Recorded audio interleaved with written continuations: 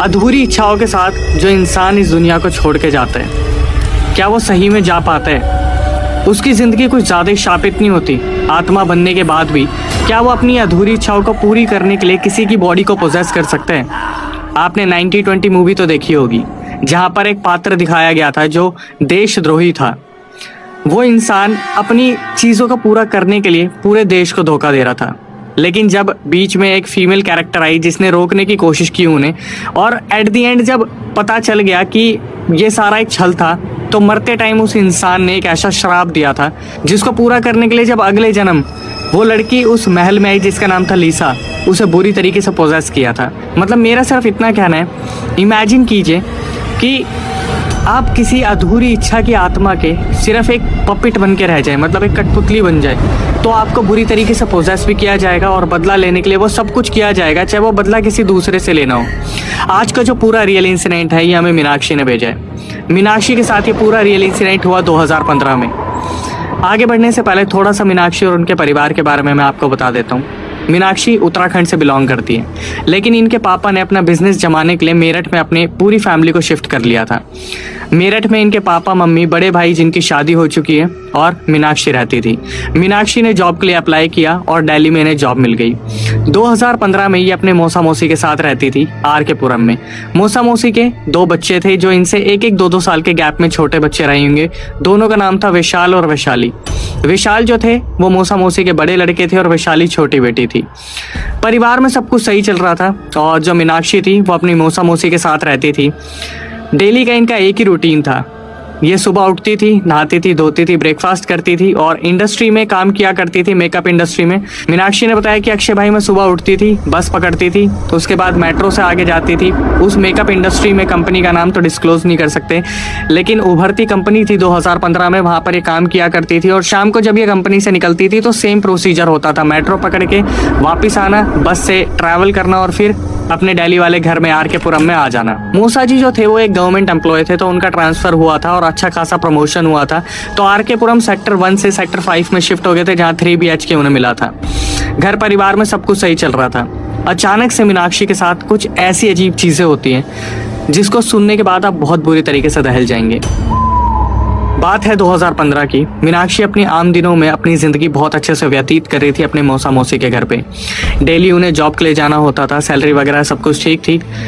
इनके खुद के कुछ सपने थे और ये भी चाहती थी कि जो इनके कजन्स थे विशाल और वैशाली, उनको भी अच्छे से पढ़ाए लिखाए और आगे बढ़ाए। तभी अचानक से उत्तराखंड में एक बहुत बड़ा त्योहार आता है जहाँ पर देवता नचाए जाते हैं। बहुत ही सम्मानित तरीके से ये त्योहार उत्तराखंड में मनाया जाता है। मीनाक्षी ने बताया कि उस टाइम पर अक्षय भाई, मेरे पापा मम्मी, मौसा मौसी उस त्योहार को मनाने के लिए उत्तराखंड गए थे। तो जब घर वाले त्योहार मनाने के लिए उत्तराखंड गए हुए थे, मीनाक्षी ने बताया कि अक्षय भाई आज भी वो रात मेरे को याद है जब मैं अपने ऑफिस से वापस आ रही थी।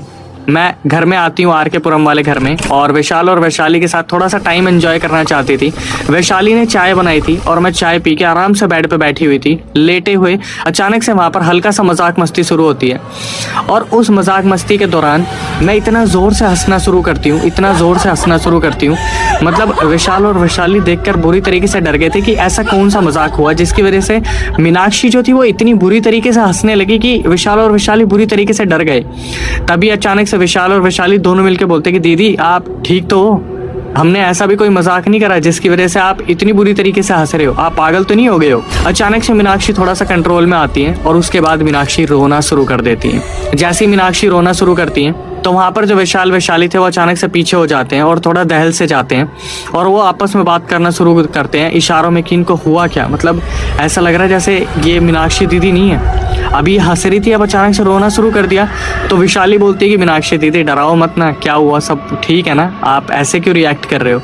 तो वहाँ पर मीनाक्षी दीदी जो थी वो इन दोनों को घूरना शुरू करती है। मीनाक्षी दीदी इनको इस तरीके से घूरती है कि जो वैशाली थी वो फटाफट से फ़ोन उठाती है और बोलती है कि दीदी आप मेरे को डरा रहे हो, मैं आपकी मम्मी को फ़ोन कर दूंगी, ऐसे मत डराओ, हम दोनों बच्चे हैं, आपसे छोटे हैं, हम बहुत डर रहे हैं। तो मीनाक्षी नीचे देखती हैं और अचानक से फिर दोबारा इनको घूरना शुरू करती हैं और ज़ोर ज़ोर से रोना शुरू कर देती हैं। इस चीज़ को देखने के बाद जो वैशाली थी वो सीधा मीनाक्षी की मम्मी को फ़ोन मिलाती है, जो कि उत्तराखंड के उस त्यौहार को मनाने के लिए गई थी।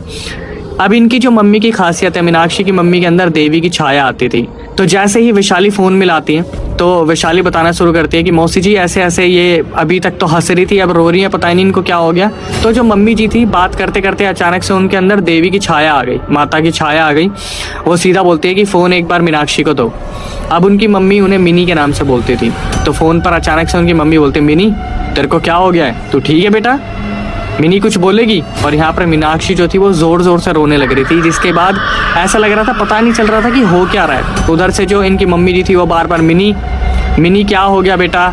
मीनाक्षी अपनी तरफ से कोई जवाब नहीं दे रही थी। तभी वैशाली समझ जाती है कि कोई तो बहुत बड़ी आफत आ गई है। ये मीनाक्षी के हाथ से फ़ोन लेती है और सीधा बोलती है, मौसी जी अब क्या करना है, आप मुझे बताओ, ये तो चुप ही नहीं हो रही है। तो उधर से मीनाक्षी की मम्मी बोलती है कि एक काम करो, मंदिर में जाओ और मंदिर में भभूत रखी है, वो भभूत इनके सर पे लगा दो और सर पे लगाने के बाद घर में फटाफट से अखंड जोत जलाओ। उस जोत के दिए में घी इतना ज़्यादा डाल दो कि वो पूरी रात नहीं रुकना चाहिए और कोशिश करो तुम वहाँ से फटाफट निकलो। थोड़ी ही दूरी पे आर के पुरम में मामा मामी रहते हैं, उनके घर पे जाओ, जितनी जल्दी हो सकता है उस घर में चले जाओ, इस घर को खाली कर दो, इस घर में रहने की जरूरत नहीं है। ये सुनने के बाद वैशाली फटाफट से उठती है, मंदिर की तरफ भागती है और भभूत उठा के सीधा लेके आती है और मीनाक्षी के सर पे लगा देती है। 5 मिनट निकले, 10 मिनट निकले, 15 मिनट बाद अचानक से मीनाक्षी जो थी वो शांत होती है और पूछना शुरू करती है विशाल और वैशाली से कि क्या हुआ, कुछ हुआ था क्या यहाँ पे, तुम लोग इस तरीके से मुझे क्यों देख रहे हो? इतनी ही देर में क्या हुआ, जो मामा मामी रहते थे उनको फ़ोन मिलाया गया और उनसे बोला गया कि ऐसे ऐसे जो है दिक्कत हो गई है, तो बड़े वाले बेटे को, मतलब मामा मामी के बड़े वाले बेटे को भेजा जाए और जितनी जल्दी हो सके इनको तीनों को उस घर में से निकाल लिया जाए और फटाफट से जो उनका घर है मामा मामी का उसमें शिफ्ट कर दिया जाए। तो ये सुनने के बाद मामा मामी भी काफ़ी परेशान हो गए थे कि अचानक से हुआ क्या। तो मामा का जो बड़ा वाला लड़का था वो बाइक उठाता है और घर से दूरी रही होगी 15-20 मिनट की, तो मामा का बड़ा वाला लड़का फटाफट से बाइक लेके इनके आर के पुरम वाले घर में आ जाता है और नीचे वेट करने लगता है। अब ये जो कजन्स थे ये अपने मामा मामी के लड़कों से बहुत पहले मिले होंगे, तो इनको हुलिया भी याद नहीं था। तो ये लोग जब नीचे आते तीनों भाग के, मीनाक्षी, वैशाल, वैशाली, तो नीचे आने के बाद देखते हैं कि सामने बाइक पे मामा का लड़का खड़ा है और मामा का लड़का इसी तरीके से देख रहा है कि अचानक से उन्हें जो चीज़ें पता चली थी वो भी बहुत घबराए हुए थे। तो वो देखते हैं कि मीनाक्षी अब नॉर्मल है और ये चीज़ उनको देख के ठीक लग रहा था। अब डिसीज़न लेना था कि बाइक 1 और जाने वाले 4, तो कैसे जो है पहले किसको ले जाया जाएगा। इनका आपस में जो डिसीजन बनता वो यही होता है कि जो मामा के लड़के आए थे वो सबसे पहले वैशाली और मीनाक्षी को लेके जाएंगे, उसके बाद वो वापस आएंगे और फिर विशाल को लेके जाएंगे। इसी तरीके से बाइक पे बैठाते हैं और बाइक को सीधा घर पे लगाते हैं। वहाँ पर वैशाली और मीनाक्षी को छोड़ के ये वापस आते हैं। अपने छोटे वाले भाई को इस बार जो है मामा के लड़के लेके आए थे और जब ये लोग वापस आते हैं तो आने के बाद देखते हैं कि विशाल वहाँ पे बहुत बुरी तरीके से डरे हुए हैं और वो भी वेट कर रहे थे कि उनको भी ले जाने के लिए जल्दी से कोई आ जाए। अब इनका जो घर था वो 4th फ्लोर पे था और विशाल बार बार मुड़ के डरते हुए देख रहे थे कि ऊपर से कोई आ ना जाए। तभी अचानक से मामा के लड़के आते हैं और फटाफट से बोलते हैं कि जल्दी बैठो विशाल, हमें घर पे जाना है, हम लेट हो रहे हैं। विशाल बैठते हैं और बाइक पे निकल जाते हैं। मुश्किल से ये लोग 10 मिनट आगे निकले थे, तभी अचानक से विशाल बोलते हैं कि भाइयों फटाफट से बाइक रोको, मैं बहुत बड़ी चीज़ भूल गया हूँ। जो चीज़ें मैं आपको आगे बताने वाला हूँ उसको सुनने के बाद आपको लगेगा कि ये कैसी बेवकूफ़ी थी, लेकिन सच में ये चीज़ हुई। विशाल बाइक रुकवाते हैं मामा के लड़कों से और अचानक से बोलते हैं कि प्लीज़ भाई मेरे फ़ोन का चार्जर घर पे रह गया, एक बार प्लीज़ चार्जर मुझे दिलवा दो। तो ये लोग बोलते हैं कि भाई चार्जर हमारे घर पे भी रखा हुआ है। तो विशाल बोलते हैं कि भाई मेरे पास आईफोन है, आप लोगों के पास आईफोन है? तो बोलते हैं नहीं हमारे पास एंड्रॉयड है।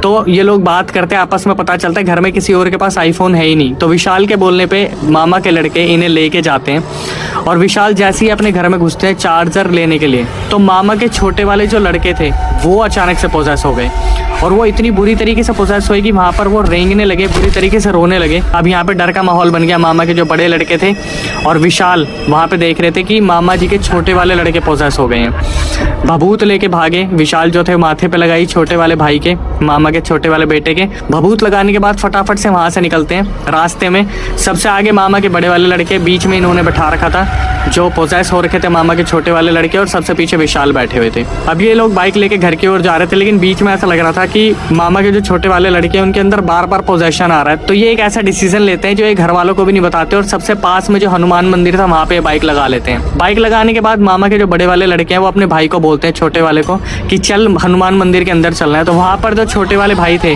मामा के छोटे वाले लड़के, वो वहाँ पर चिल्लाना शुरू कर देते कि मैं नहीं जाऊँगा, मैं नहीं जाऊँगा, मुझे हाथ मत लगाओ, मैं मंदिर में नहीं जाऊँगा, मैं यहीं पर ठीक हूँ, मैं नहीं जाऊँगा, बताया ना मैंने, मैं नहीं जाऊँगा। कैसे न कैसे ये वहाँ पर पंडित जी को अप्रोच करते हैं। जो पंडित जी अंदर बैठे थे, वो पंडित जी बस देख के बताते हैं कि जितनी जल्दी हो सके इसे घसीट के अंदर ले आओ, क्योंकि वो बाहर खड़ी होकर देख रही है। ये जब सुनते हैं कि देख रही है, ये बहुत ज़्यादा डर जाते हैं और मामा के छोटे वाले लड़के को धक्का मार मार के अंदर लेके आ जाते हैं। वहाँ पर जो पंडित जी थे वो भभूत लगाते हैं और कुछ मंत्र पढ़ना शुरू करते हैं। तब मामा के लड़के जो थे छोटे वाले, वो नॉर्मल होते हैं। आधे घंटे बाद ये मंदिर से घर पे आते हैं। घर पे आने के बाद मामा मामी वहीं पे थे, वैशाली, वैशाल, मीनाक्षी, दोनों मामा मामी के लड़के सब वहीं पे थे। तो ये लोग आपस में बैठ के बातचीत कर रहे होते हैं कि क्या हुआ क्या नहीं हुआ। उस टाइम पर क्या होता है, जैसे पुराने कंप्यूटर के टेबल होते हैं, वहाँ पर कुर्सी लगी हुई थी। तो जो मामा के छोटे वाले लड़के थे वो उस कुर्सी पे बैठे हुए थे और बेड पे जो थी मीनाक्षी लेटी हुई थी। ये दोनों आराम से बैठे हुए थे। अचानक से क्या होता है, दोनों ही एक साथ बुरी तरीके से चिल्लाना शुरू करते हैं और अचानक से रोना शुरू कर देते हैं। जब ये लोग अचानक से मामा के छोटे वाले लड़के की तरफ देखते हैं तो जो लड़का कुर्सी पे बैठा था वो दोनों पैर उछाल के एकदम से बेड पे आके बैठते हैं। दोनों बुरी तरीके से रो रहे थे और चिल्ला रहे थे, जिसे देखने के बाद घर वाले बुरी तरीके से डर रहे थे। तो मामी जी जो थी, उन्होंने अचानक से क्या करा, मीनाक्षी की मम्मी को फोन मिलाया और बताया कि ऐसे ऐसे अभी तक मीनाक्षी के साथ कुछ ना कोई दिक्कत हो रही थी, लेकिन इन लोगों ने पागलपंती करी और ये चार्जर लेने चले गए, जिसकी वजह से मेरा छोटा वाला लड़का जो है वो भी बुरी तरीके से पोजेस हो गया। तो मीनाक्षी की जो मम्मी थी वो सबसे पहले डिसीजन लेती है कि मैं अपने लड़के को फटाफट से आप लोगों के पास भेजती हूँ जिनकी शादी हो रखी है। तो आप एक काम कीजिए, घर में हनुमान चालीसा चला लीजिए और जितनी जल्दी हो सके अपने घर में जोत जलाइए, जितनी ज्यादा हो सके कमरों को बंद कर लीजिए, खिड़कियां बंद कर लीजिए। मीनाक्षी के भाई का बहुत बुरा हाल हो रखा था जब वो पूरे रास्ते आए। जैसे ही मीनाक्षी के बड़े भाई आते हैं, वो देखते हैं कि मीनाक्षी अचानक से अपने बड़े भाई को देख के सीधा लेट जाती है और उनके हाथ पैर पूरी तरीके से अकड़ जाते हैं। मीनाक्षी के भाई भागते हैं, अपनी बहन के हाथ पैर खोलने की कोशिश करते हैं। मामा मामी भागते हैं, हाथ पैर खोलने की कोशिश करते हैं, लेकिन ऐसा लग रहा था जैसे कोई पत्थर पड़ा हुआ है जो अपनी पोजीशन से हिल नहीं पा रहा है। मीनाक्षी के पापा जो थे इन सब चीज़ों को देख के बहुत ज़्यादा डर गए थे। जब वो उत्तराखंड में थे, उन्होंने क्या करा, एक मौलवी से बात की और उन मौलवी को फटाफट से बोला कि ऐसे ऐसे आप जो है एड्रेस दिया उनको और बताया कि मामा मामी के घर पर मेरी बेटी और उनके बेटे के साथ बहुत बुरी कोई चीज़ आ गई है, तो आप फटाफट से जाओ और देखो। इन सब चीज़ों को होते देख काफ़ी टाइम बीत गया था। तो मौलवी अपने टाइम पे निकल गए थे। जब इनके भाई वहाँ से निकले थे मीनाक्षी के, मौलवी आते हैं घर पे और मौलवी देखते हैं और अचानक से जो मीनाक्षी थी, जो अभी तक पत्थर बन के लेटी थी, वो सीधा बेड पे कूद के खड़ी होती है और ज़ोर ज़ोर से हंसना शुरू कर देती है और मौलवी को एक ही बात बोलती है कि तू आ गया, मुझे निकालेगा, अभी तक ये सब तो मुझे पकड़ नहीं पाए, मेरे हाथ खोल नहीं पाए, तू तो क्या ही करेगा मौलवी। अब मौलवी जो यहाँ पर आए थे, ये सुनने के बाद उनको काफ़ी गुस्सा आ गया कि मेरे खिलाफ ऐसी बातें बोलना। क्या लगता है कि अगर एक मौलवी आएगा और मौलवी अपने बारे में ये सब कुछ सुनेगा तो क्या मौलवी शांत रहेगा? तो यहाँ से मौलवी भी बोलना शुरू करते हैं कि अभी मैं आया हूँ ना, देख लूँगा तुझे तू कौन है, चिंता मत कर, निकाल के ही जाऊँगा। अब जैसे मौलवी ने ये चीज़ बोली कि मैं निकाल के जाऊँगा, अचानक से मीनाक्षी के अंदर जो एंटिटी थी वो दोबारा से चिल्लाने लगी, रोने लगी, हंसने लगी, बार बार एक ही बात, मैं निकाल के जाऊँगा, चिंता मत कर। और उधर से यही कि तू निकाल के दिखा, तू निकाल के दिखा, तू मुझे छू भी नहीं सकता। ये बोलने के बाद क्या हुआ, इधर से जो मौलवी थे अपने साथ एक पानी लेके आए थे जिसको शायद उन्होंने फूका हुआ था। वो पानी जैसे ही मीनाक्षी की तरफ मारा, मीनाक्षी एकदम से शांत नीचे बैठ गई। अब एक जो सबसे बड़ा टास्क था कि पानी मारने के बाद जो मीनाक्षी शांत बैठी थी, वो पानी उनको पिलाना भी था। लेकिन जैसे ही पानी पिलाने के लिए मौलवी आगे आए तो जो मीनाक्षी थी, उन्होंने क्या करा, उन मौलवी को इतनी ज़ोर से लात मारी कि मौलवी पीछे होके गिर गए। तो सारे घर वालों को ये ऑर्डर दिया गया कि जितनी जल्दी हो सके मीनाक्षी को नीचे लेटाओ, इसके हाथ पैर अकड़ेंगे, पकड़ो, लेकिन पानी पिलाना पड़ेगा। बड़ी मुश्किल से 15 मिनट तक ये प्रयास हुआ। उसके बाद मौलवी जो थे उन्होंने पानी मुंह में रखा और जैसे ही सरकाना शुरू करा, मौलवी के ये काम करने पर जो मीनाक्षी थी वो शांत होकर बैठ गई। जैसे ही वहाँ पे मीनाक्षी शांत होती है, मीनाक्षी अपने होश में आती है और वो बोलती है कि क्या हो रहा है यहाँ पे, भैया आप कब आए भैया? तो वो जो भाई थे बोलते हैं नहीं बहन, कोई दिक्कत नहीं है, तेरी बस तबीयत खराब है, तो वही मैं देखने आया था, कोई नहीं तू आराम करना। तभी मौलवी बोलते हैं कि यहाँ पर कोई आराम नहीं करेगा, फटाफट से उठो, उस